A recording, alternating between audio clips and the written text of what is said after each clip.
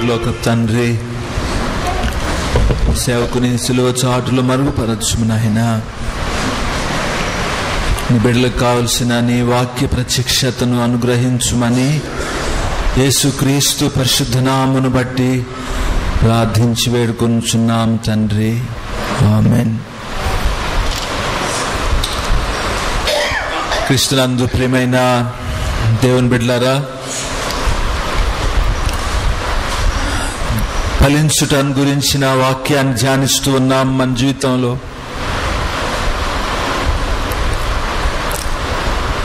ఎవడు నా యందు నిలిచి ఉండునో, నేను ఎవని యందు నిలిచి ఉండునో వాడు బహుగా ఫలించును అని మన ప్రభు చెప్పిన మాటలను బట్టి ఫలభరితమైన జీవితం అనగా దేవుని ఉద్దేశాలు మన జీవితంలో నెరవేరాలి, సఫలమవ్వాలి. దేవుని చిత్తము మన జీవితంలో నెరవేరుటయే ఆయన కార్యము ఫలించుట అన్న యొక్క అంశం మీద అనేకమైన అనుభవాలని వాక్యములో నుండి ధ్యానిస్తూ వస్తూ ఉన్నాం దేవుని బిడ్డలారా. ఈరోజు ఇక్కడ ఎండిన చెట్టుని వికసింపచేసేవాడను నేనే అన్నాడు. ఎండిన చెట్టుని వికసింపచేసేవాడు. 17వ అధ్యాయంలో 24వ వచనము యొక్క మధ్య భాగంలో పచ్చని చెట్టు ఎండిపోనట్లును ఎండిన చెట్టు వికసించునట్లును చేయువాడను ఎవరైనా దేవుడే. నేను ఈ మాట సెలవిచ్చి తిని నేనే దానిని నెరవేర్చెదను అని దేవుడు తన ప్రవక్త అయిన యెహెజ్కేలు ద్వారా సెలవిచ్చి ఉన్నాడు. దేవుని బిడ్డలారా,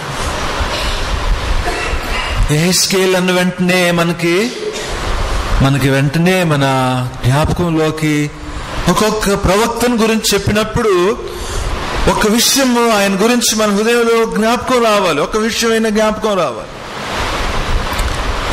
ప్రవక్త అయిన యెషయా గురించి ధ్యానం చేసినప్పుడు ముఖ్యంగా యేసు ప్రభువు యొక్క జననాన్ని గురించి, యేసు ప్రభువు యొక్క సిలువను గురించి ఆయన మాట్లాడాడు కదా. ప్రవక్త అయిన యెరెమీయా ఆయన విలాపము చేసే ప్రవక్త. కుమ్మరి వానింటికి వెళ్ళు యెరెమీయా. అదేవిధంగా యెహెజ్కేలు అన్న వెంటనే ఎండిపోయిన ఎముకలారా యెహోవా సెలవిచ్చు మాట వినుడి కదా. ఎండిపోయిన ఇశ్రాయేలు ప్రజలకు అనగా యెహెజ్కేలు ఆ యొక్క కాలము ఎప్పుడంటే ఇశ్రాయేలీలు బబులోను దేశంలోనికి చెరపట్టుకొని పోయబడినప్పుడు దాదాపు 597 ఆ ప్రాంతంలో వారితో కూడా ఆయన కూడా వెళ్ళాడు. ఆ చెరలోనికి యెహెజ్కేలు కూడా వెళ్ళాడు. Exhale profit in exhale. ఆ చెరలో ఉన్నప్పుడు ఇశ్రాయేలీల మధ్య ఉండి యెహోవా వాక్కును సెలవిచ్చిన ప్రవక్త ఆయన. ఎండిపోయిన ఆత్మీయ స్థితిలో ఉన్న ఇశ్రాయేలీలకు మరలా నిరీక్షణ కలిగించిన వాడు. గొప్ప మాటలు యెహెజ్కేలు గ్రంథంలో ఉన్నాయి. చాలా అధ్యాయాలు మనకు అర్థం కాదు. యెహెజ్కేలు గ్రంథం చదువుతున్న వారికి అక్కడ కొన్ని దర్శనాలు, మన ఊహకు మించిన దృశ్యాలని మనం చూడొచ్చు. ఏదైనా ఒకటి అర్థం కాకపోతే పర్వాలేదు, కానీ అపార్థాలు చేసుకోకూడదు. సొంతగా ఏదన్నా ఒక మనసుకు వచ్చిన అర్థాన్ని రూఢిపరుచుకోకూడదు. దేవుని బిడ్డలారా, అవసరమైంది ఏంటి? ప్రవక్త ద్వారా దేవుడు తన ప్రజలకు ఈనాడు మన జీవితానికి ఒకవేళ ఉదయకాలము ఒకవేళ దేవుని బిడ్డలారా ఎండిపోయిన జీవితంలో ఎవరైనా ఉంటున్నామేమో, ఎండిపోయిన బ్రతుకు, డ్రై లైఫ్, శరీరరీతిగా పచ్చగా పసుపుగా ఉన్నామేమో కాదు, లోకరీతిగా ఒకవేళ చాలా సారవంతంగా కనబడుతున్నామేమో. ఇక్కడ ప్రవక్త ఆత్మీయ జీవితాన్ని గురించి మాట్లాడుతున్నాడు. 37వ అధ్యాయము యెహెజ్కేలు గ్రంథంలో అక్కడ ఆ యొక్క లోయలోనికి యెహోవా అతన్ని తోడుకొని పోతున్నాడు. 37వ అధ్యాయం యెహెజ్కేలు గ్రంథము చదువుదాం దేవుని బిడ్డలారా. 37వ అధ్యాయము యెహెజ్కేలు గ్రంథము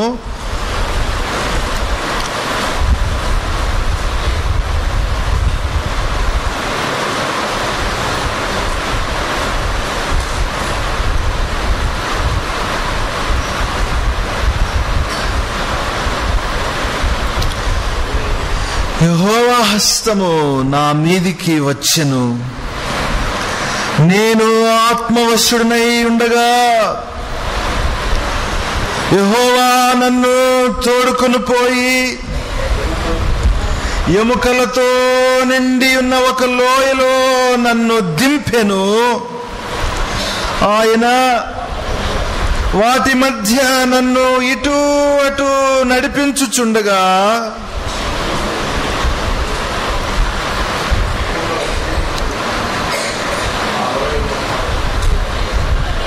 ఎముకలనేకములు ఆ లోయలో కనబడెను, అవి కేవలము ఎండిపోయినవి. దేవుని బిడ్డలారా, దేవుని హస్తము యెహెజ్కేలును తీసుకొని ఆ యొక్క భయంకరమైన ఒక లోయలోకి తీసుకెళ్ళాడు. ఆ లోయలో అన్ని ఎండిపోయిన ఎముకలు కేవలం ఎండిపోయి ఉన్నాయి. 3వ వచనము, ఆయన నరపుత్రుడా, ఎండిపోయిన ఈ ఎముకలు బ్రతుకగలవా అని నన్ను అడుగుతున్నాడు దేవుడు. ఉదయకాలం ప్రవక్త ద్వారా వస్తున్న దేవోక్తి, the oracle of God comes to us every day. ఎండిపోయిన ఎముకలు బ్రతుకునా? ఎండిపోయిన మన జీవితము బ్రతుకునా? ఆత్మీయ జీవితాన్ని గురించి ధ్యానిస్తున్నాం ప్రియమైన దేవుని బిడ్డలారా. అడిగితే ఆయన ఏమన్నాడు? ప్రభువా, యెహోవా, అది నీకే తెలియనని నేనంటిని. దేవుని బిడ్డలారా, అందుకు ఆయన ప్రవచనమెత్తి ఎండిపోయిన ఎముకలతో ఇట్లనము, ఎండిపోయిన ఎముకలారా. చూడండి, దేవుడు ఏ విధంగా మాట్లాడిస్తున్నాడు ప్రవక్తని. ఎండిపోయిన ఎముకలారా, ఎండిపోయిన ఎముకలారా, యెహోవా మాట ఆలకించుడి. దేవుని బిడ్డలారా, ఎండిపోయిన ఎముకలు దేనిని ఆలకించలేవు, యెహోవా మాటని మాత్రమే ఆలకించగలుగుతాయి. లాజరు, లాజరు బయటికి రా. ఎండిపోయిన చనిపోయిన దేహము ఆలకించి, సమాధులలో ఉన్నవారు మనుష్య కుమారుని మాట విను సమయము రానయ్యున్నది. లాజరు బయటికి రా. బిల్లీ గ్రాహం గారు అంటారు, if Jesus had not uttered his name, all the bodies should have come out of the grave.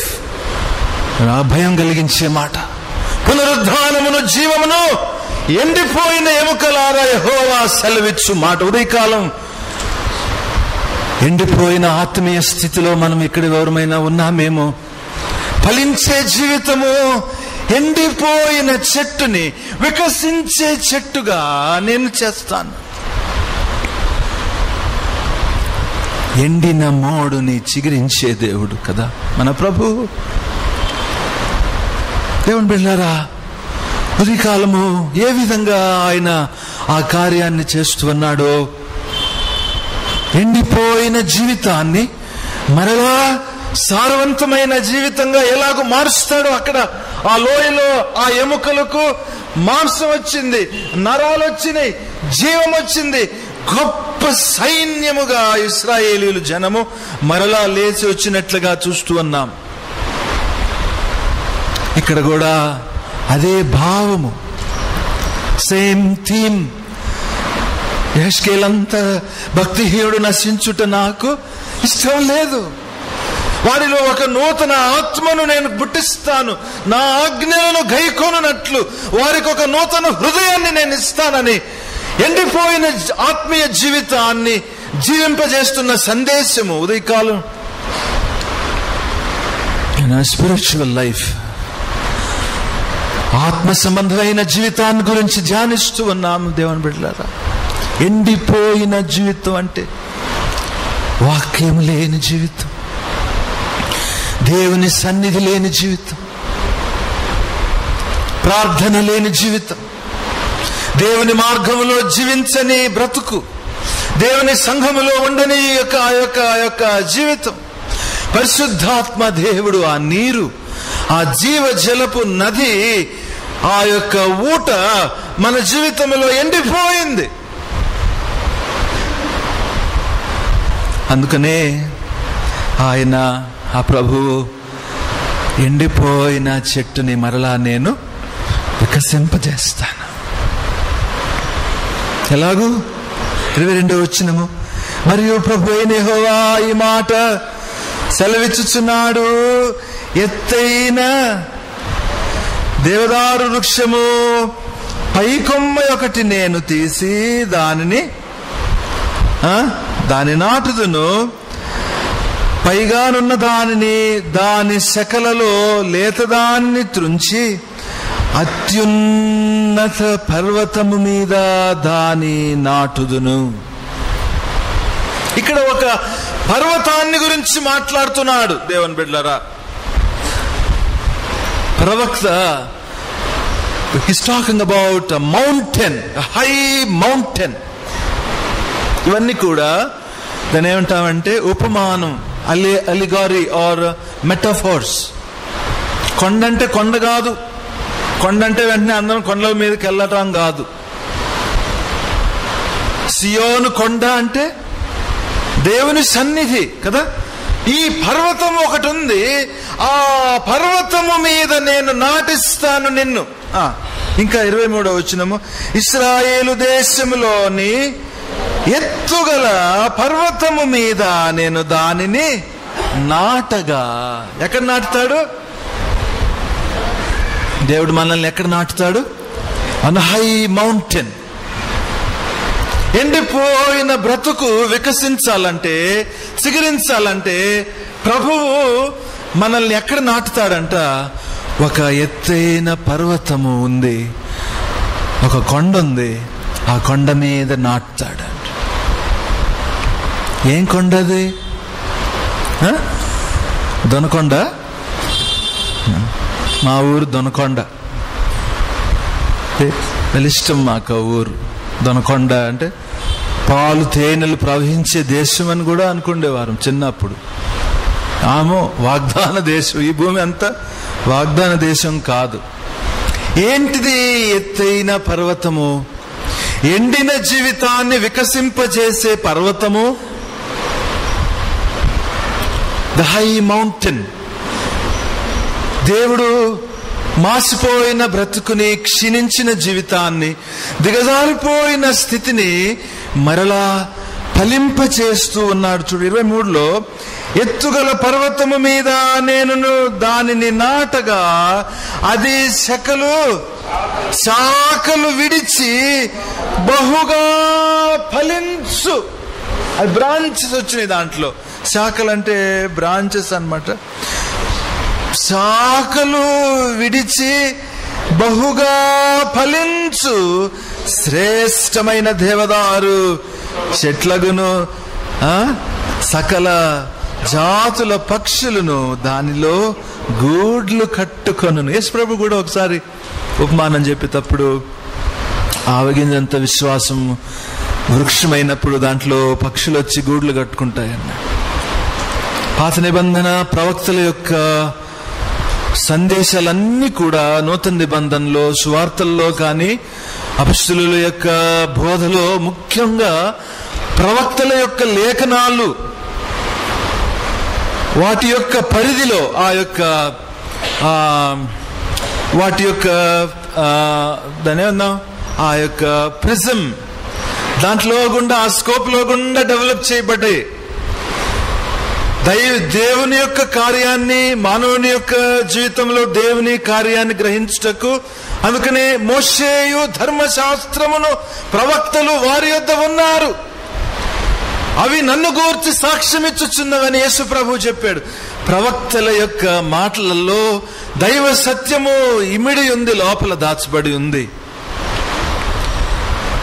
ఎత్తైన పర్వతము ఏంటిది? అది యెషయా గ్రంథము 2వ అధ్యాయము 2వ వచనము. ఉదయకాలము దేవుని బిడ్డలారా, ఈ సంవత్సరం అయిపోయే లోపల కొన్ని విషయాలు, ఈ అంశాన్ని గురించి మనం యెషయా గ్రంథము 2వ అధ్యాయము 2వ వచనములో అక్కడ ఒక ఎత్తైన పర్వతాన్ని గురించి మాట్లాడుతున్నాడు. అంత్య దినములలో, ఇప్పుడైనా కదా అది, we are in the last days. ఏం డౌట్ అవసరం లేదు ఎవరికి. ఇక సమయం లేదు ఈ లోకాన్ని మనము అనుభవించడానికి. ఇది సమయం కాదు. దేవుని బిడ్డలారా, ప్రభు సన్నిధాన వర్తనులుగా ఉండుటకు సమయం ఇది. ఆయన రాకడ సమీపించిన దినము కాబట్టి అంత్య దినములలో పర్వతములపైన యెహోవా మందిర పర్వతము, the mountain of the house of the Lord. యెహోవా మందిర పర్వతము అంటే ఆయన యొక్క సంఘము. యెహోవా మందిరము అంటే అది ఆయన ప్రజల యొక్క సమూహము. ఆత్మ సంబంధమైన సజీవమైన దేవాలయముగా దేవుడు కట్టుకొనుచూ ఉన్న పర్వతపు మందిరం అది. ఆ ఎత్తైన పర్వతము, ఆ యొక్క యెహోవా మందిర పర్వతము ఏంటంటే ది చర్చ్ ఆఫ్ గాడ్.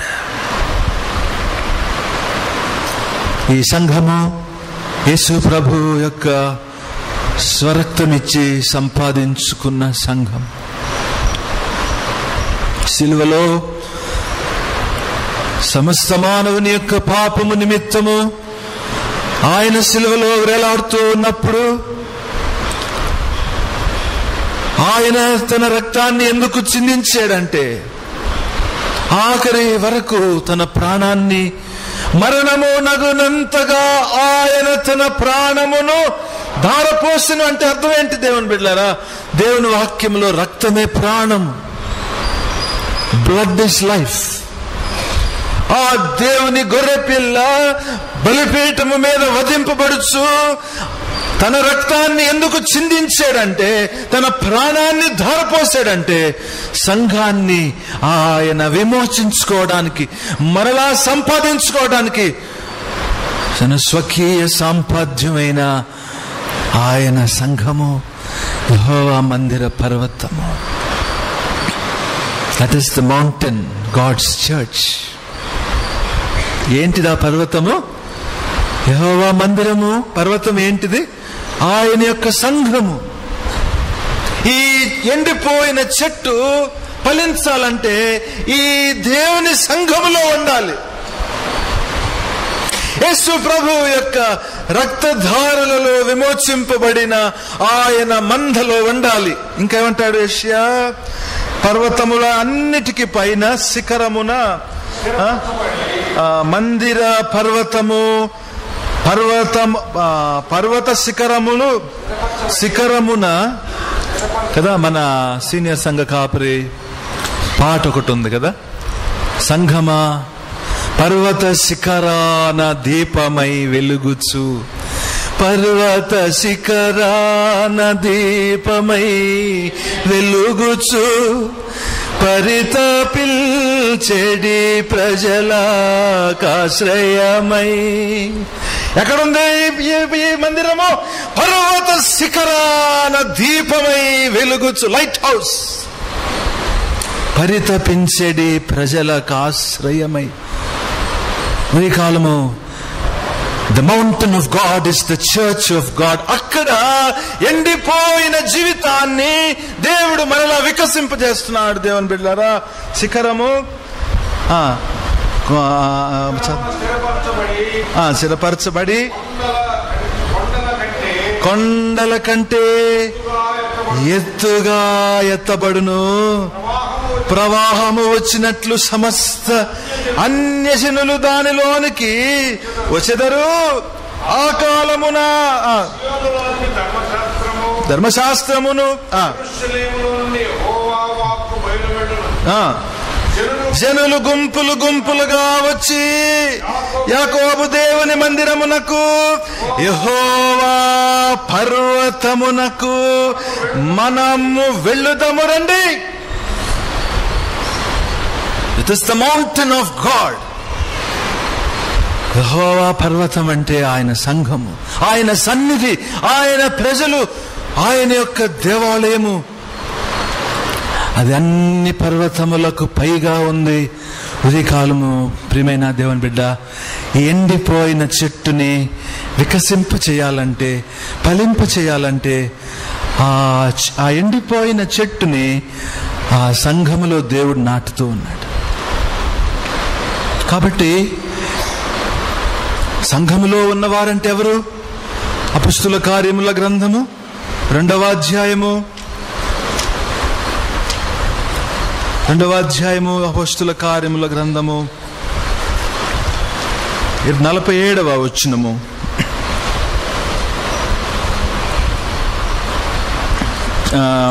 చివరి భాగం 2వ అధ్యాయం అపొస్తలుల కార్యములు 47 చివరి భాగం. మరియు ప్రభువు రక్షణ పొందుచున్న వారిని అనుదినము వారితో చేర్చుచుండెను. ఇక్కడేముంది? వారితో చేర్చుచుండిరి కదా. ప్రభువు రక్షణ పొందుచున్న వారిని అనుదినము వారితో చేర్చుచుండెను. క్షమించండి. And the lord added to the church. సంఘంలో చేర్చబడేవారంటే ఎవరు? సంఘంలో సభ్యులంటే ఎవరు? రక్షణ పొందుచున్న వారు మాత్రమే. లేదు, మేము మెంబర్షిప్ ఫామ్ ఫిల్అప్ చేసాము, మాకు సంఘ సభ్యత ఉంది, లేకుంటే కానుక ఇస్తున్నాము, మేము 4వ తరము మా ముత్తాతల దగ్గర నుండి ఇక్కడ మేము సంఘ సభ్యులమే అని మనము అనుకున్నా కూడా, దేవుని సంఘములో చేర్చబడిన వారు ఎవరు అంటే అందరూ ఉండొచ్చు ఇక్కడ, లాట్ ఆఫ్ పీపుల్. అయితే సంఘ సభ్యులు ఎవరు? రక్షణ పొందిన వారు మాత్రమే. ఈ పర్వతం మీదకు వచ్చిన వారు ఎవరంటే, పైన మనం చూస్తే పేతురు అంటాడు, ఈ పర్వతం మీదకి ఎక్కి వచ్చిన వారు 40వ వచనము, ఇంకను అనేక విధములైన మాటలతో సాక్ష్యమిచ్చి మీరు మూర్ఖులకు ఈ తరము వారికి వేరై రక్షణ పొందుడని వారితో హెచ్చరించెను. ఎవరు ఈ కొండ మీదకి వచ్చిన వారంటే, మూర్ఖమైన ఈ ప్రపంచాన్ని విడిచి, పాపభూయిష్టమైన ఈ లోక సంబంధమైన జీవితాన్ని విడిచి, దేవునికి ఆయాసకరమైన స్థితిలో నుండి విడిచి ఆయన రక్షణ కొండ మీదకి ఎక్కి వచ్చిన వారు. మూర్ఖమైన ఈ తరము వారిలో నుండి వేరైన వారే ఈ సంఘ సభ్యులు. జాగ్రత్త. గుడికి వెళ్తున్నామే, వారం వెళ్తున్నామే, మేము సంఘ సభ్యులమేమో అనుకుంటావేమో బిడ్డ. జాగ్రత్త. ఉదయకాలం ఎవరు సంఘ సభ్యులు? Only those who have been saved. నేను ఇన్స్ట్రుమెంట్ వాయిస్తా ఉన్నానే, ఆ దినమును అనేకులు వచ్చి, ప్రభువా నీ నామమున మేము ఎన్ని చేసేమే, అక్రమము చేయువారులారా మీరెవరు నేను ఎరుగను, నా యొద్ద నుండి పొండి అన్నమాట. ఉదయకాలం ఎండిపోయిన జీవితాన్ని మరలా వికసింపచేయాలని దేవుడు ఆయన సంఘంలోనికి మనల్ని పిలుస్తున్నాడు. అయితే ఎవరంటే, సంఘంలోకి వచ్చేవారు ఎవరంటే రక్షణ పొందిన వారే. గొర్రె పిల్ల రక్తములో. అయ్యా అయితే మీ సంఘం అంత పరిశుద్ధులా? అంత పరిశుద్ధులేనా మీ సంఘం? ఏం చెప్పాలి? మీ అంత చాలా పర్ఫెక్టా మీ చర్చిలో? అందరూ మేము పాపులమే. దేవుని బిడ్డలారా, అందరము పాపము చేసి దేవుడు అనుగ్రహించు మహిమను పొందలేకపోతేమి. అయితే మనం ఇంకనూ పాపులమై ఉండగా ప్రభువు మన కొరకు యుక్త కాలములో దేవుడు తన కుమారుని పంపి నశించిపోచున్న లోకాన్ని రక్షించడానికి ఆయన తన రక్తాన్ని సిలువలో కార్చాడు. ఆయన తన ప్రాణాన్ని క్రయధనంగా ఇచ్చాడు. ఆ రక్షణ కార్యము యొక్క మర్మము, దాని యొక్క పరిపూర్ణత మన గ్రహింపులో అందనిది. దేవుని బిడ్డలారా, విశ్వాసము ద్వారా మనం రక్షింపబడుచు ఉన్నామే. కానీ what really happened in the totality of the cross? యేసు ప్రభు యొక్క రక్షణ యాగము, దేవుని కుమారుడు ఆకాశమునకు భూమికి మధ్య వేలాడుచు ఆయన మన కొరకు పాపముగా చేయబడ్డాడు. ఎందుకంటే పాపులమైన మనలను పరిశుద్ధపరచడానికి. పాపులమే కాని పరిశుద్ధపరచబడుచు ఉన్నాము. ఒకసారి నేను చెప్పాను కదా, a school for dropouts. ఇక్కడ లియో కాఫీ షాప్ ఎదురుగా ఉంటుంది, ఆ బోర్డు చూశాను, the school for school dropouts అని. ఆ మాట నాతో దేవుడు మాట్లాడాడు. అది స్కూల్ కాదు, కానీ స్కూల్కి వెళ్ళలేని వారిని ఒక బడి. అది బడికి పోలేని వారికి ఒక బడి. అనగా పరిశుద్ధులు కాదు, నేను పరిశుద్ధులు కాదు. ఒక మాట జ్ఞాపకం పెట్టుకోండి, నేను పాపినండి అని చెప్పేవాడు గర్విష్టి. నేను పాపి అని చెప్పేవాడు స్వనీతి పరుడు. వాడు దేవుని కన్నా మంచివాడుగా ఉండటానికి ప్రయత్నం చేస్తున్నాడు అంతే. అది పశ్చాత్తాపం కాదు. పాపి అని సిగ్గుపడాలి, రొమ్ము కొట్టుకోవాలి, దేవుని హృదయాన్ని ఆయాసపరుస్తున్నామని విలపించాలి, దేవుని ప్రేమను అంగీకరించి క్షమాపణ వేడుకోవాలి. అది పశ్చాత్తాపం. పాపులమే కానీ మనందరము ఈ కొండ మీద దేవుడు మనలను పరిశుద్ధపరుస్తున్నాడు. ఈ కొండ మీద ఎండిపోయిన ఆ ఎముకలను, ఆ చెట్టుని వికసింపజేస్తూ ఉన్నాడు. దేవుని బిడ్డలారా, మూర్ఖమైన ఈ తరము వారిలో నుండి వేరు చేయబడిన వారు, రక్షణ పొందిన వారే సంఘ సభ్యులు. కాబట్టి ఒకవేళ 100 కుటుంబాలు ఉన్నామనుకుంటున్నామే, ప్రభు రాకడలో దేవుని బిడ్డలారా, ఆయన యొక్క సంఘము, ప్రకటన గ్రంథంలో కూడా ఒక పర్వతం ఉంది కదా, ఆ గొర్రె పిల్ల ఉంటుంది ఆ పర్వతం మీద. మనం చూద్దాం, అది 14వ అధ్యాయంలో ఆ గొర్రె పిల్ల నిలువబడిన పర్వతము. ప్రకటన గ్రంథంని ఇంటర్ప్రెట్ చేస్తున్నప్పుడు చాలా చాలా భయభక్తితో మనము అర్థం చేసుకోవాలి. దాని భావాన్ని ఇష్టంగా వచ్చినట్లుగా అనేక మంది చేసి తప్పుదారులు పట్టి ఉన్నారు. దేవుని బిడ్డలారా, మనకు అవసరమైన సందేశం ఏంటో 14:1, మరియు నేను చూడగా ఇదిగో ఆ గొర్రె పిల్ల సియోను పర్వతము మీద నిలువబడి ఉండెను. దేవునికి స్తోత్రాలు. And the lamb stood upon the Mount Sion. గొర్రె పిల్ల సంఘం, గొర్రె పిల్ల కొండ, ఆ గొర్రె పిల్ల నిలువబడిన పర్వతము దేవుని సంఘం. దేవుని బిడ్డ, దేవుని ఏర్పాటు ఏంటంటే ఎండిపోయిన మన జీవితము వికసించాలి, చిగురు పెట్టాలి, ఫలించాలి అని ఈ కొండలోనికి మనల్ని తోడుకొని వస్తున్నాడు. ఇక్కడ ఈ కొండలో మనం వస్తేనే మనకి ఎండిపోయిన జీవితానికి సారం ఉంది. లోకంలో ఉంటే ఇంకా ఎండిపోతావు బిడ్డ, నువ్వు ఇంకా క్షీణించిపోతావు, నువ్వు ఇంకా దిగజారిపోతావు కదా. ఆ యొక్క సారము, ఆ జీవజల నది, ఆ యొక్క నీరు ప్రవహించే స్థలము ఈ కొండ. ఈ కొండలో ఆ గొర్రెపిల్ల నిలువబడి ఉన్నాడు కదా.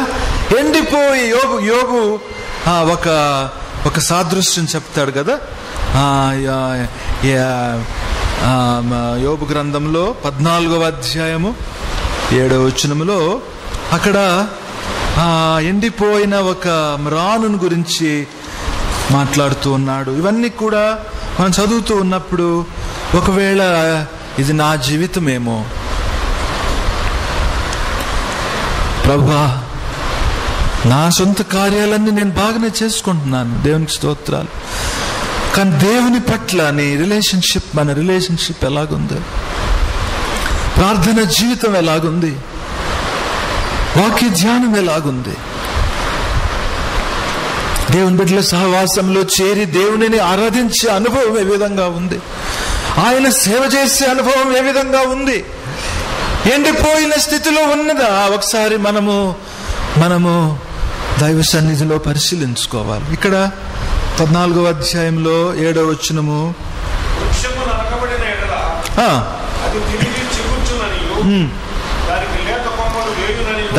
దానికి లేత కొమ్మలు విరియుననియు నమ్మకము కలదు. ఎట్లాగూ దాని వేరు భూమిలో పాతదైపోయినను దాని అడుగు మొద్దు మంటిలో చీకిపోయినను నీటి వాసన మాత్రమే చేత అది చిగుర్చును. లేత మొక్క వలె అది కొమ్మలు వేయును. ఏంటిదా నీటి వాసన? జీవజలపు నదిని నేనే ప్రభు. The smell of water, the scent of water. ఆయన సంఘంలో ఆ నది ఒక నది కలదు అన్నాడు. ఒక నది కలదు. ఎక్కడ ప్రవహిస్తుంది ఆ నది అంటే అది దేవుని యొక్క సింహాసనము, దేవుని యొక్క పట్టణములో నుండి ప్రవహిస్తూ ఉన్న నది. ఏంటిది ఆ పట్టణము? ఏంటిది ఆ దేవుని రాజ్యం అంటే ఆయన సంఘము. అక్కడ ఉంది, ఆ నది ఉంది, దట్ రివర్. ఆ వాసన ఉంటే చాలు. వాసన, నీటి వాసన ఆ కొండలో ఉంది. ఏ కొండ అది? దేవుని సంఘము. ప్రియమైన దేవుని బిడ్డలారా, మన జీవితాలు అక్కడ నాటబడి ఉందా? దేవుని సంఘములో వేరుపారి ఉన్నామా? గుడికి వస్తున్నాం, పోతున్నాము, మేము ఆ పని చేస్తున్నాము, ఈ పని చేస్తున్నాము, మరి మేము ఇట్లాగా అనుకుంటు మంచిదే, ఇవన్నీ కూడా మంచిదే. కానీ రక్షణ అనుభవంలో దేవుని యొక్క ఫలము, ఎండిపోయిన జీవితము ఫలించే అనుభవము మనలో ఉన్నదా అని ఉదయకాలం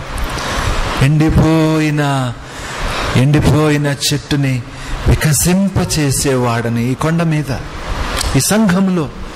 దేవుని బిడ్డలారా, ఒక ఆశ్చర్యమైన సంగతి సంఖ్యాకాండంలో 17వ అధ్యాయము, ప్రత్యక్షపు గుడారము లోపలికి వారు ఎండిపోయిన కర్రలను పెట్టారు. ఒక్కొక్క వంశము, ఒక్కొక్క గోత్రము వారుగా పెట్టినప్పుడు 17వ అధ్యాయము 8వ వచనము, దేవుడు ఏర్పాటు చేసుకున్న ఆ యొక్క అహరోను కర్ర.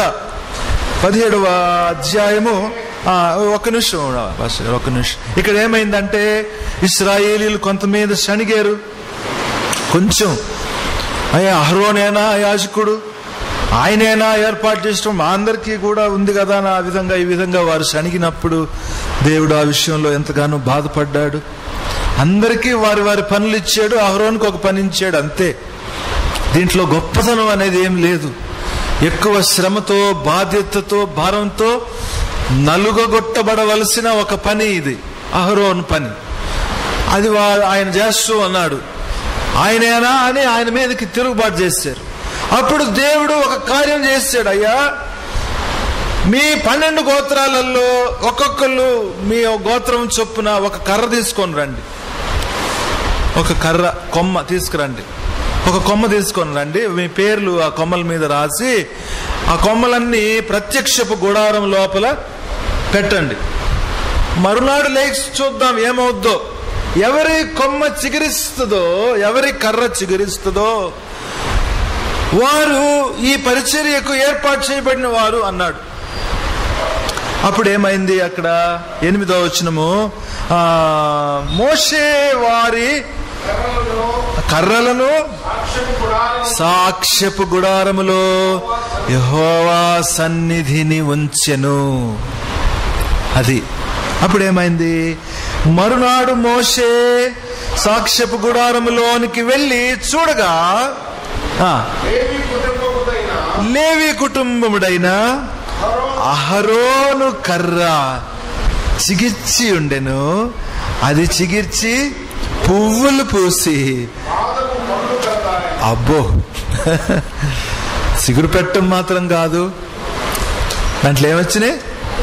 పువ్వులు కూడా వచ్చినాయి, బాదాం పండ్లు కూడా వచ్చినాయి కదా. ఇంగ్లీష్లో ఏముంది అక్కడ? And for the house of the rod, behold, the rod of Aaron for the house of Levi was budded and brought forth buds and bloomed blossoms and yielded almonds. English కూడా ఉంటుందండి బైబిల్లో. There's lot of English to cherish. ఇవి ఎవరైనా literature ఇష్టపడిన వాళ్ళు ఉంటే, చిగిర్చి పువ్వులు పూసి బాదాం పండ్లు కూడా కాసింది. చీకటిలో నుండి ఆశ్చర్యకరమైన తన వెలుగులోనికి పిలిచిన వాని గుణాతిశయములను ప్రచురపరచుటకు ఏర్పరచబడిన వంశము రాజులైన అహరోను మాత్రం కాదు. ఈరోజు దేవుడు మనలందరినీ ఆయన కొరకు రాజులైన యాజక సమూహముగా, మన కర్రలన్నీ కూడా all our rods in the Lord Christ Jesus, యేసు ప్రభువులో ప్రత్యక్షపు గుడారం అంటే ఆయన సంఘము. సంఘములో మనం ఉంటే రక్షణ పొందిన వారమైతే, ప్రియమైన దేవుని బిడ్డలారా, ఆయన గుణాతిశయములను ప్రచురపరచుటకు ఏర్పరచబడిన వంశము, రాజులైన యాజక సమూహముగా దేవుడు ఏర్పరచున్నాడు. ఒక్కొక్కరిని సంఘంలో ఆయన యొక్క యాజక ధర్మం అనగా ఆయన యొక్క విజ్ఞాపన ప్రార్థన, ఆయన పక్షముగా వాక్యం చెప్పటం, సాక్ష్యం చెప్పటం, దేవుణ్ణి స్తుతించటం, ఈ పని సంఘములో అందరికీ ఇచ్చి ఉన్నాడు. సంఘ కాపరి అనే ఒక సేవకుడు, ఆయన ఈజ్ ఎ సర్వెంట్. అందరి ఒక్కొక్కరికి ఒక పని నియమించినాడు, ఆయనకు ఒక ప్రత్యేకమైన పని నియమించి ఉన్నాడు, అంతే. But all of us, Yesu Prabhu the priesthood of all believers అన్నాడు మార్టిన్ లూథర్. అందరి కర్రలు చిగురుస్తాయి, పూలు పూసి కాయలు కాస్తాయి. ఎక్కడంటే ప్రత్యక్షపు గుడారంలో, రక్షణ అనుభవంలో మనం ఉన్నట్లయితే. ఉదయకాలం దేవుని బిడ్డలారా, ఎండిపోయిన జీవితంలో మనం ఎవరైనా ఉంటున్నట్లయితే, ఆత్మీయంగా, మానసికంగా, ఈ లోకంలో మనము ఉన్నంత కాలము, ఈ లోకంలో మనము ఉన్నంత కాలం ఎండిపోతాం దేవుని బిడ్డలారా. లోకంలో ఉన్న నీరు ఆగిపోద్ది. ఈ బావిలో నీళ్లు తాగువారు మరలా ఏ నీళ్లు తాగుతున్నాం మనం తెలియలేదు. ఎక్కడ మనం మన జీవితానికి ఆ తేమ లేకపోతే ఆ యొక్క మాయిశ్చర్ దేన్ని బట్టి సారం తెచ్చుకుంటున్నామో కదండి. లోకంలో అబ్రహాము ఇచ్చిన నీళ్ల తిత్తి అయిపోయాను అన్నాడు. చాలా బాధగా ఉంటుంది చదివినప్పుడు నాకు. ఎక్కడుందన్నమాట? అబ్రహాము ఇచ్చిన నీళ్ల తిత్తి అయిపోయాను అని. హాగరు వెళ్ళిపోతుంది అబ్రహాం దగ్గర నుండి, పంపించేయమన్నాడు దేవుడు. ఆమెను సారా వెళ్ళిపోమని చెప్పి పంపించేసాయి ఇక్కడ నుండి. సరే పంపించినాడు, కానీ ఆమెకి రొట్టెలు, ఆహారము, నీళ్ల తిత్తి కూడా పెట్టి. చదువుదాం దేవుని బిడ్డలారా, ఆది కాండంలో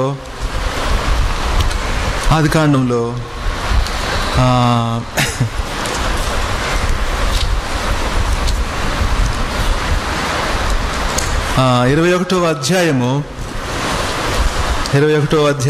14వ వచనము. కాబట్టి తెల్లవారినప్పుడు, అబ్రహాం ఎప్పుడు తెల్లవారినప్పుడే కదా ఇస్సాకును బలి ఇవ్వటానికి కూడా తెల్లవారినప్పుడు అబ్రహాము దేవునికి విధేయత చూపటంలో ఎప్పుడు కూడా early morning he will begin early morning to obey the Lord. తెల్లవారినప్పుడు అబ్రహాం లేచి ఆహారమును, నీళ్ల తిత్తిని తీసుకొని ఆ పిల్లవానితో కూడా హాగరునకు అప్పగించి ఆమె భుజము మీద వాటిని, ఎంత ప్రేమ గలవాడు, how loving man he was. He put it on her shoulder. ఆమె భుజం మీద పెట్టి ఆమెను పంపించేశాడు. అయితే హాగరు ఆ ఎడారిలో అటూ ఇటూ తిరిగి ఆమె దగ్గర ఉన్న నీళ్లు ఎండిపోయింది, చచ్చిపోవాల్సిన పరిస్థితి ఏర్పడింది. 15వ వచనము, ఆ తిత్తిలోని నీళ్లు అయిపోయిన తరువాత ఆమె యొక్క పొద కింద చిన్నవాణిని పడివేసి, ఈ పిల్లవాని చావు నేను చూడలేనని అనుకొని ఇంటివేత దూరము వెళ్ళి అతనికి ఎదురుగా కూర్చుండెను. ఆమె ఎదురుగా కూర్చుండి ఎలుగెత్తి ఏడ్చెను. డ్రైడ్ అప్ లైఫ్, ఎండిపోయి నీళ్లు లేవు. ఆ బిడ్డను ఆడబడేసి ఇంకా ఆమె కూర్చొని దూరం నిలబడి కూర్చొని ఏడుస్తుంది. నేను చూడలేను వాడు చచ్చిపోవటం. ఎలుగెత్తి ఏడ్చెను. దేవుని బిడ్డలారా 17వ వచనం, దేవుడు ఆ చిన్నవాని మొరను వినెను. అప్పుడు దేవుని దూత ఆకాశము నుండి హాగరును పిలిచి, హాగరు నీకేమి వచ్చినది, భయపడకుము, ఈ చిన్నవాణి దేవుడు వాణి స్వరము విని ఉన్నాడు. నీవు లేచి ఆ చిన్నవాణిని లేవనెత్తి నీ చేత పట్టుకొనుము, వానిని గొప్ప జనముగా చేసేదనని ఆమెతో అనెను. మరియు దేవుడు ఆమె కన్నులు తెరచినందున ఆమె నీళ్ల ఊట చూచి వెళ్ళి ఆ తిత్తిని నీళ్లతో నింపి చిన్నవానికి తాగించాను. చూసారా, బీర్ లహరోయ్ దాని పేరు. చూచుచున్న వాని యొక్క బావి. బీర్ అంటే బావి, ఫౌంటైన్. లోకంలో బీర్ కాదు, దేవుని యొక్క వాక్యము, దేవుని యొక్క సంఘములో ఒక ఓట ఉంది. ఆ ఓటలో నీళ్లు తాగితే బాగా బలం వస్తుంది. ఎముకలు ఎండిపోయిన ఎముకలన్నీ కూడా బలం వస్తుంది. బయట నీళ్లు తాగితే రోజుకు రోజు అట్టబోయి ఆఖరికి దేవుని బిడ్డలారా, బీర్లహరోయ్, ఎండిపోయిన హాగరు జీవితాన్ని ఆయన జీవజలపు ఓట చూపించాడు. ఉదయకాలం మన జీవితంలో లోకంలో దేన్ని నమ్ముకున్నావో బిడ్డ, ఆ నీళ్ల తిత్తి అయిపోయిందేమో, సారం పోయిందేమో. Maybe you are disillusion, disappointed, discouraged. దేవుని సన్నిధిలో, ఆ సంఘములో, ఆ పర్వతములో మనం వచ్చినట్లయితే ఎండిపోయిన ఎముకలకు, ఎండిపోయిన జీవితానికి మరలా సారనిస్తాడు దేవుడు కదా. ఇశ్రాయేలీలను కూడా ఆయన నడిపించేటప్పుడు అరణ్య మార్గములో మనము ఎర్ర సముద్రం దాటిన తర్వాత, మారా దాటిన తర్వాత ఎక్కడికి వచ్చారు వారు? ఎక్కడికి వచ్చారు?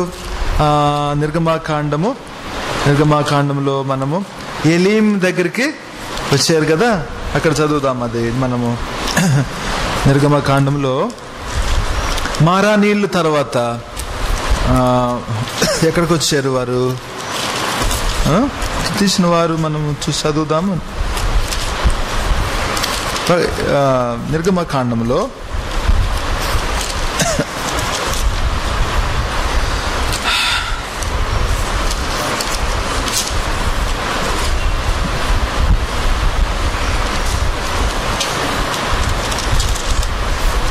ఆ 15వ అధ్యాయము 27వ వచనం. అప్పుడే వారు ఆ అరణ్యములో మరి ఎర్ర సముద్రం దాటి తర్వాత మారా నీళ్లు చేదైన నీరుని మధురంగా మార్చి అక్కడ నుండి వస్తూ ఉన్నారనమాట. చాలా చాలా కష్టాలు ఉన్నాయి వారి దారిలో. ఈ 40 ఏండ్లు యెహోవా నిన్ను అణచి నీకు ఆకలి కలిగించి అనేక శ్రమలు పడేవు ఇశ్రాయేలు. అదే సమయంలో ఆయన మన ప్రాణమును సేదదీర్చువాడు కదా. యెహోవా నా కాపరి, ఆయన నా ప్రాణమును సేదదీర్చువాడు. ఎక్కడ 27వ వచనముకు వచ్చినప్పుడు, తరువాత వారు ఎలీమునకు వచ్చిరి, అక్కడ 12 నీటి బుగ్గలను 70 ఈత చెట్లను ఉండెను. వారు అక్కడనే ఆ నీళ్ల యొద్ద దిగిరి అంటే ఎన్క్యాంప్డ్ మిలిటరీ క్యాంప్. మనకు మిలిటరీ మ్యాన్ ఉన్నాడు మనతోటి, మిలిటరీ మ్యాన్. క్యాంప్ వేసుకోవాలి. ఎక్కడ వేసుకోవాలి క్యాంపు? మహాబలిపురంలో కాదు, ఏర్కాడ్లో కాదు. ఎక్కడ వేసుకుంటున్నాం క్యాంపు? దేవుని సంఘములో క్యాంప్ వేసుకుంటే, ఎలీంలో క్యాంప్ వేసుకుంటే 70 నీటి బొగ్గలు ఉంటాయట. 70 నీటి బొగ్గలు. తర్వాత ఇంకేమన్నా అక్కడ క్యాంపు. రండయ్యా ఇక్కడికి రండి, ఈ సంఘం ఈ క్యాంపులోకి రండి అంటే ఆడా ఏ బస్సుగా బాధలు వేదనలు ఎక్కువైపోయినాయి. వేదనలు ఎక్కువైపోతే ఎక్కడికి రావాలి? ఈ క్యాంపులోకి రావాలి. ఇక్కడ దిగాలి. వచ్చి ఎవరింట్లో దిగినారు అంటాం కదండి. ఊరికి పోతే మా ఊరంతా మా చిన్నాయనలు, పెద్దనాయనలు, మేనమామలు, అమ్మమ్మలు, జేజినాయనలు అందరూ ఉన్నారు ఎవరింట్లో. అని తెలుసు. ఎవరింటికి పోతే ఆ పార్టీ సంబంధించి మళ్ళీ సాయంకాలం అందరం కూడుకోవాలి కదా చెట్టు కింద. ఇక్కడికి పోతే ఈవినింగ్, వీళ్ళింటికి పోతే మంచి భోజనం ఉంటుంది. వీళ్ళింటికి పోతే వాళ్ళ ఇంటి విషయాలు అన్ని చెప్తారు, ఊరు కథలు అని చెప్తారు. మనకు ఒక్కొక్కరింటికి పోతే ఒకటి ఉంటుంది. మనకి ఏ ఇల్లు ఇష్టమో ఆ ఇంటికి పోయి దిగుతాం మనం. ఎలీంలో వారు దిగిరి. ఎలీంలో నీటి బొగ్గలున్నాయి. ఎండిపోయిన జీవితాన్ని వికసింపజేసేది దేవుని సంఘం. ప్రియమైన దేవుని బిడ్డలారా, ఉదయకాలం ప్రభు ప్రేమ గలవాడు, ఎండిన చెట్టుని వికసింప చేయగలిగిన వాడు. ఒకవేళ ఆత్మీయంగా మనం ఎవరైనా దిగదారిన స్థితిలో ఉంటే నువ్వేం చేయబడలేదు. You come to the church. దేవుని సంఘంలోకి రా, ప్రార్థనలో కలుసుకో, వాక్యం ధ్యానం ఉండు, దేవుని బిడ్డల సహవాసంలో ఉండు, దైవారాధనలో ఉండు, దైవ స్థితిలో ఉండు. Automatically let him come to the school అంటాం కదా టీచర్స్. అమ్మా బడికి రాని అమ్మా బిడ్డని, ఏమి చదవని అంటూ చెప్పిన మాట వింటాం లేదమ్మా, వీడు పొరికోలతో చెడిపోతున్నాడమ్మా, ఎట్ట చేయాలో వాడి విషయం బాధగా ఉంది అంటే ముందు బడికి పంపి అమ్మా నువ్వు అంటాం కదా టీచర్ అమ్మ. పంతులమ్మ ఏమంటుంది? బడికి పంపి. బడికి పంపిస్తే ఆటోమేటిక్గా మొన్న దేవదానం గారితో నేను ట్రైన్లో వెళ్తున్నాను పినాకినిలో కొన్ని నెలల క్రితం. సంకారం వారి గ్రామం గురించి చెప్తున్నాడు ఆయన. చిన్నప్పుడంట శంకవరం, అక్కడ వారి పంతులు తెల్లవారుజాము వస్తారంట. తెల్లవారంటే ఎప్పుడు 5:30, 6 గంటలకు వస్తాడంట. వచ్చి ఆయన దగ్గర ఒక ఏదో ఉంటుందంట, బోరో గంటో చెప్పాడు. అది కొట్టిన వెంటనే పిల్లలందరూ పరిగెత్తి రావాలంట. వస్తే కూర్చోబెట్టి ఇసుక వేసి ఇసుకలో అక్షరాలు నేర్చుకున్నాము. ఎవడైనా రాకపోతే వాడికి ఉంటుంది ఆ రోజు దెబ్బలు ఉంటాయి రాకపోతే. ఆ విధమైన క్రమశిక్షణలో ఆ రోజు. ఇప్పుడు ఎవరికి వస్తుందండి తెలుగు? పీజీ పోస్ట్ గ్రాడ్యుయేట్ చదివిన వాళ్ళు కూడా తెలుగు రావట్లేదు మాకు అని చెప్పుకుంటా వచ్చాడు. ఏ నుండి సింగరాయకొండ వరకు బాగా మేము ఆ పాతకాల విషయాలన్నీ మాట్లాడుకుంటూ వెళ్ళాము. చాలా సంతోషంగా ఉండింది. అంటే బడికి వెళ్తా ఉంటే ఆటోమేటిక్గా వానికి చదువు అబ్బుద్ది కదా. ఈ సంఘములో దేవుని యొక్క బిడ్డల సహవాసంలో మనం ఉన్నప్పుడు, దేవుని బిడ్డలారా, దేవుడు ఏర్పాటు చేసింది అక్కడ ఎండిపోయిన ఆ యొక్క చెట్టుని ప్రభు సన్నిధిలో ఆయన వికసింపజేస్తాను. ఆ పర్వతము మీద, దేవుని బిడ్డలారా, కొండ కదా, కొండ. దేవుని వాక్యంలో అనేకమైన కొండలు ఉన్నాయి కదా, అనేకమైన కొండలు ఉన్నాయి. మత్తయి సువార్త చివరిలో ఒక కొండ, మత్తయి సువార్తికుడు ఆయన ఎంత మంచివాడంటే, దేవుని బిడ్డలారా, చివరి అధ్యాయంలో అంత ఒలీవల కొండల గురించి అనుకున్నారు కదండి. సమరయ స్త్రీ ఏమనింది యేసు ప్రభుతో యోహాను సువార్తలో? ఒకసారి అది చూద్దాం. ఒకసారి యోహాను సువార్త చూసి ఇక్కడ మత్తయి సువార్తకు వద్దాం. సస్పెన్స్గా ఉండేయండి. అదే మత్తయి సువార్త కొండ. యోహాను సువార్తలో మా సమరయ స్త్రీ ఏమంటుంది యేసు ప్రభుతో మాట్లాడేటప్పుడు? 20వ వచనం 4వ అధ్యాయం యోహాను సువార్త.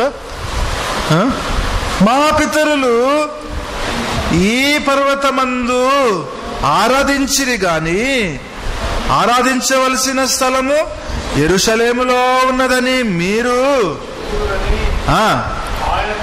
ఏందయ్యా? సమరయులైన మేము, మా పితరుడు యాకోబు, మరి మేము అనుకుంటుంది ఏంది? ఈ సమరయ కొండ మీదనే దేవుని ఆరాధించాలి, యూదులేమో యెరూషలేము కొండ మీద ఆరాధించాలి. అప్పుడు ప్రభు అన్నాడు, దేవుడు ఆత్మ గనుక, అమ్మా ఈ కొండ కాదు, ఆ కొండ కాదు, దేవుడు ఆత్మ గనుక తనను ఆరాధించువారు ఆత్మతో సత్యముతో. యెరూషలేము కొండ ముఖ్యం అనుకున్నారు యూదులు. యెరూషలేము కొండ, ఒలీవల కొండ, ఆ యొక్క దేవాలయము ఉన్న కొండ. They thought that was the seat of God's kingdom. అయితే మత్తయి సువార్తలో 28వ అధ్యాయము 11వ వచనము, 16వ వచనము, క్షమించండి, 28వ అధ్యాయం 16వ వచనము. 11 శిష్యులు యేసు చెప్పిన విధముగా గలిలయలోని కొండ మీదికి వెళ్ళిరి. అదేంటి స్పెషాలిటీ? గలిలయ అంటే ఏంటంటే, దేవుని బిడ్డలారా, గలిలయ అంటే చేరి అన్నమాట. మన భాషలో చెప్పుకోవాలంటే అది విసర్జింపబడి, గలిలయలో నుండి మంచిది ఏదన్నా అంటే నజరేతులో నుండి బదన కోయిల్తారు, అమ్మన్ కోయిల్తారు, ఇదంతా ఏమన్నా వస్తే ఏమన్నా ఏం ఏరియా అదంతా తిరుమల నగరం రాసుకుంటే బాగుంటుంది అనుకుంటాం కదా. అట్లాగా యెరూషలేము వారు గలిలయని చాలా చిన్న చూపు చూస్తారన్నమాట. యేసు ప్రభుని తక్కువగా చూసేవారు. ఆయన శిష్యుల్ని మరీ ఇంకా భయంకర మురిక్కోవాలన్నమాట. వాళ్ళు చేపలు పట్టేవాళ్ళు కదా, చేతులు కడుక్కోకుండా అన్నం తింటారనమాట. ఎక్కడికన్నా పోతే విందు పెట్టిన వెంటనే గబగబా. అప్పుడు ఆ పరిచయాలు, ఏందయ్యా మీ శిష్యులు అన్నం పెట్టిన వెంటనే చేయి కూడా కడుక్కోకుండా అన్నం తిన్నారని. అప్పుడు ప్రభు ఏమాల్సి వచ్చింది, బాహ్యంగా కాదు హృదయ శుద్ధిగా ఉండాలా, చేతులు కడుక్కోకపోతే ఏం లే అన్నాడు. అది అనగానే చేయి కడుక్కోకుండా తినబాకండి, చేతులు కడుక్కొని తినడం మంచిది, చాలా మంచిది అనగా. గలిలయన్స్ అంటే చాలా మురిక్కోళ్ళు, తక్కువ వాళ్ళు. యూదుల దృష్టిలో వారు అసలు ఎక్కడ కూడా వారిని గురించిన ప్రస్తావన లేదు. కానీ యేసు చెప్పిన విధము, గలిలయలో ఒక కొండ, దట్ ఈస్ హిస్ చర్చ్, ఆయన సంఘము. This is revolutionary. వారి యొక్క భావం అన్నిటికీ మార్పుగా గలిలయలో ఒక కొండ. దేవుని బిడ్డలారా కదా, ఆ పాట కూడా మాసిలమణి గారి పాట, తలదాచుకొనుటకు నీడ ఇలా లేని గలిలయవాడా అంటాడు పాట. తలదాచుకొనుటకు నీడ ఇలా లేని గలిలయవాడా, కలకాలమిక నీ చోట సిలువేనా నా చెలికాడా. గలిలయలో ఉండబట్టి మనకు చెలికాడయ్యాడు, ఫ్రెండ్ అయిపోయాడు. ఇంకా చేరలేము కదా. యెరూషలేంలో ఉండుంటే, అన్నానగర్లో ఉండుంటే సార్, గలిలయలో ఉండబట్టి మనకు చెలికాడయ్యాడు. ఆ కొండలోకి మనల్ని తీసుకెళ్ళాడు. యెహోవా నీ పర్వతము ఎక్కదగిన వాడెవడు, తన పరిశుద్ధ స్థలములో నిలవదగిన వాడెవడు అని భయపడతా ఉన్న మనల్ని ఆయన ముందుగా కొండలోనికి ఎక్కి మనందరి నిమిత్తము ఆ యొక్క పాపాన్ని, దైవ ఉగ్రతను భరించి ఇదిగో ఈ గలిలయ కొండలోనికి, ఆయన సంఘములోనికి మనలను చేర్చి విమోచింపబడిన వారి సమూహములో, రక్షణ పొందిన వారి సమూహములో ఎండిపోయిన మన జీవితాన్ని మరలా వికసింప చేయటానికి ప్రభు ఇష్టపడుతూ ఉన్నాడు. బిడ్డ, యెహోవా మందిరములో నాటబడి వారు ముస్సలి ప్రాయమునందు ఇంకనూ చిగురు పెట్టుచు సారము కలిగి పచ్చగా ఉంటారండి. యెహోవా మందిరంలో నాటబడిన వారు ముస్సలి ప్రాయంలో ఉన్నా కూడా. మొన్న ఒక రోజు రోడ్లో వస్తా ఉన్నాను, నేను పాస్టర్ మా షాపింగ్ అంతా పోయి బైక్ లో వస్తున్నాము. ఎండపూట ఇద్దరు తెల్లని వస్త్రాలు ధరించిన దేవదూతల్లాగా ఐసిఎఫ్ రోడ్ లో. ఎవరు వారు, ఎవరు వీరు అంటే గ్రేస్ అమ్మ ఆంటీ, మన సీనియర్ పాస్టర్ అమ్మ. ఎంత హుషారుగా, ఎంత ఉత్సాహంగా నడుచుకుంటా పోతున్నారండి. నడి వయసులో ఉన్నవారు, చిన్న వయసులో ఉన్నవారు కూర్చుంటే లేయలేరు, లెగిస్తే కూర్చోలేరు, పురుషుల్లోనూ కూడా. కానీ ఆ యొక్క ఉత్సాహము, ఆ యొక్క హుషారు ఎట్లాగొచ్చింది? యెహోవా మందిరములో నాటబడిన వారైతే వారు సారము కలిగి పచ్చగా ఉంటారు, ముసలితనమునందు ఇంకనూ చిగురు పెట్టుచూ ఉంటారని దేవుని వాగ్దానం మన జీవితంలో. దేవుని బిడ్డ, ఎండిపోయిన జీవితం మనకున్నట్లయితే ప్రభు ఉదయ కాలము ఆయన కుమారుడు ద్వారా, యేసు ప్రభు ద్వారా ఆ గొర్రెపిల్ల నిలువబడిన ఆ పర్వతము, ఆ సియోను కొండ, ఆ ఎత్తైన శిఖరము, అక్కడ ఎండిన చెట్టుని చిగిరింపజేస్తానంటున్నాడు. ఎండిన ఆత్మీయ జీవితాన్ని చిగిరించిన అహరోను కర్రవలే అది చిగిర్చి పువ్వులు పూసి బాదాము పండ్లు కాసెను అని. ప్రియమైన దేవుని బిడ్డల, in the church of God అంత శక్తి ఉంది దేవుని సంఘానికి. సంఘం అంటే బిల్డింగ్ కాదు, సంస్థ కాదు, రక్షణ పొందిన వారి సమూహము. కాబట్టి మనం కూడా ఆ కొండలోనికి ఎక్కి ఆ గలిలయ కొండ మీదకి వెళ్ళి, ఆ గలిలయ వాడు మన ప్రియుడు, మన ప్రభువు యేసు క్రీస్తు, మనల్ని ఆయన చేర్చుకొని ఇదిగో హాగరు జీవితంలో జీవజలాన్ని ఇచ్చినవాడు, సమరయ స్త్రీ జీవితంలో జీవజలాన్ని ఇచ్చినవాడు, అరణ్యములో ఇశ్రాయేలీలను ఎలీము అను దండులో దింపినవాడు మనల్ని కూడా మన జీవితాలను వికసింప చేయాలని దేవుడు ఇష్టపడుతున్నాడు. దేవుడి మాటల ద్వారా మనల్ని ఆశీర్వదించునుగాక. ప్రార్థన చేసుకుందాం. పరలోకపు తండ్రి, నాయన, ఎండిపోయిన ఎముకల్ని, ఎండిపోయిన జీవితానికి జీవాన్ని ఇచ్చినవాడు, సారం ఇచ్చినవాడు, ఇదిగో నీ ఎత్తైన కొండ, నీ యొక్క సన్నిధి ప్రభువా, నీ బిడ్డల సమాజము, నీ సంఘము, నీ స్వరక్తం ఇచ్చి సంపాదించుకున్న, విమోచించుకున్న నీ యొక్క సంఘము నాయన, ఆ గలిలయ కొండ, అక్కడ శిష్యులు నిన్ను ఆరాధించినారు, అక్కడ నీవు వారికి ఆజ్ఞనిచ్చావు, అక్కడ నుండి నువ్వు ప్రభువా వారిని పంపించినావు లోకంలోకి. తండ్రి నీకు స్తోత్రాలు ప్రభువా. మేము కూడా ఆ యొక్క కొండలో చేరి నాయన, ఆ సంఘములో చేరి తండ్రి,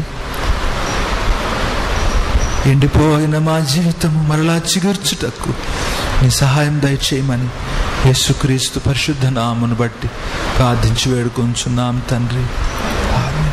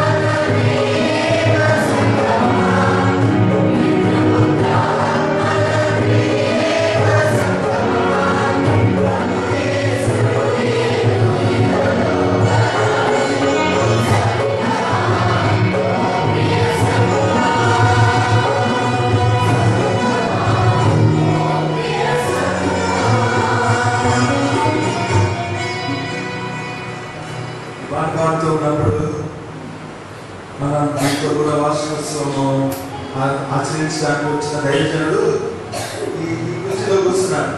79 ఏళ్ళు ఆయన వయసు, గొప్ప మరి ప్రఖ్యాతి కాంచిన పండితుడు, పాటలు రాసిన వాడు, రచించిన వాడు, బోధకుడు.